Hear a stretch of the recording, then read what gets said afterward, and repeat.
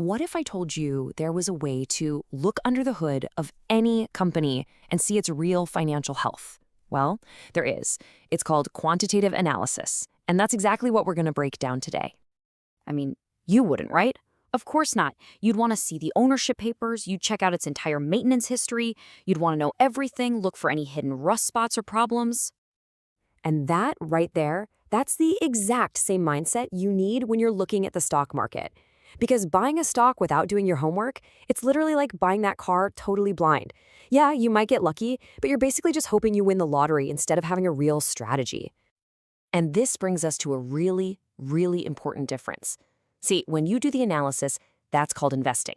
It's the tried and true path to building real long-term wealth. But when you don't, that's just speculation. It's basically gambling. And our goal here is to be investors, not gamblers. All right, so let's take this whole car inspection idea and apply it to a company. How do we actually pop the hood and see what's going on?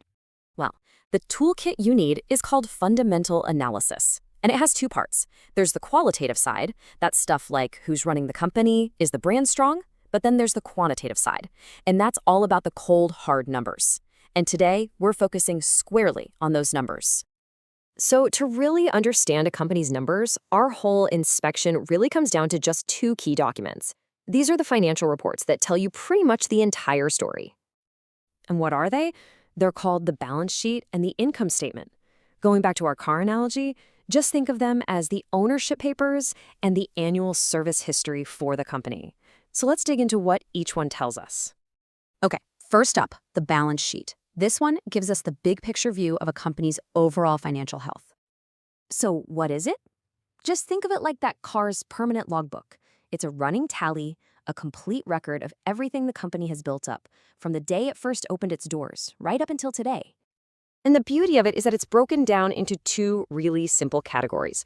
On one side, you've got the assets. That's everything the company owns. On the other side, you have liabilities. That's everything it owes. It's that simple. A powerful snapshot of what you own versus what you owe. Let me give you an example of how this works.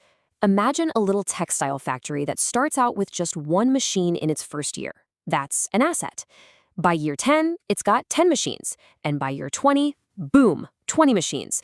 All 20 of those are listed as assets. It shows you the growth of everything the company owns over its entire history. But what if the company took out a bank loan to buy those last 3 machines? Well, that loan is money the company owes, so it gets put on the other side of the sheet as a liability. And this right here is where smart investors look for a really big clue. How much of what the company owns was paid for with money it owes? You know, a little bit of debt can be a good thing. It can help a company grow. But too much? That can be a huge red flag.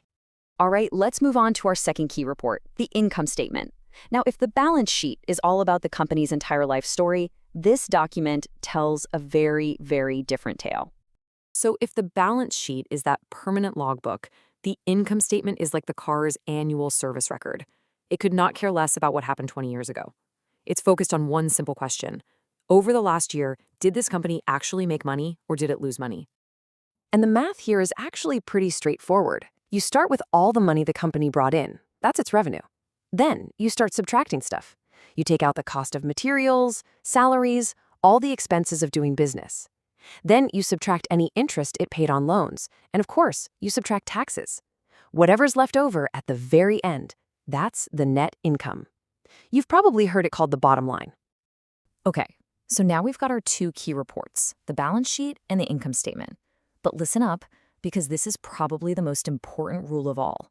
Looking at just 1 year of performance, it is never, ever enough. Think about it. Even a fantastic company can have a really bad year for reasons that are totally out of its control. You know, a global pandemic happens, a supply chain gets messed up. Does that one bad year mean the whole company is a write-off? No way. Absolutely not. It's just one chapter in a much bigger story. And this right here shows you exactly why context is everything. If you only looked at the income statement for that 1 year the company lost money, that one red bar, you might totally panic and sell. But look what happens when you zoom out. You see a whole decade of solid profits. Those 9 green bars tell a much, much better story than that one little red one, don't they? So the big question is, how far back should you look? Well, the general rule of thumb for any serious investor is to look at the last 8 to 10 years of a company's income statements. That's what gives you the real long-term trend. It helps you see if the company is actually growing, just treading water, or worse, if it's in decline. All right, let's do a quick recap of the keys to smart investing. First, you've got the balance sheet. That's the lifetime logbook of what a company owns versus what it owes. Then there's the income statement. That's the yearly checkup that shows you profit or loss. And the most important part, you have to look at 8 to 10 years of history to get the real story. So, with these tools in your back pocket, you're not just guessing anymore. You're not speculating. You're investigating. You literally have the keys to unlock any company's financial story. So the only question left is, which company's story are you going to read first?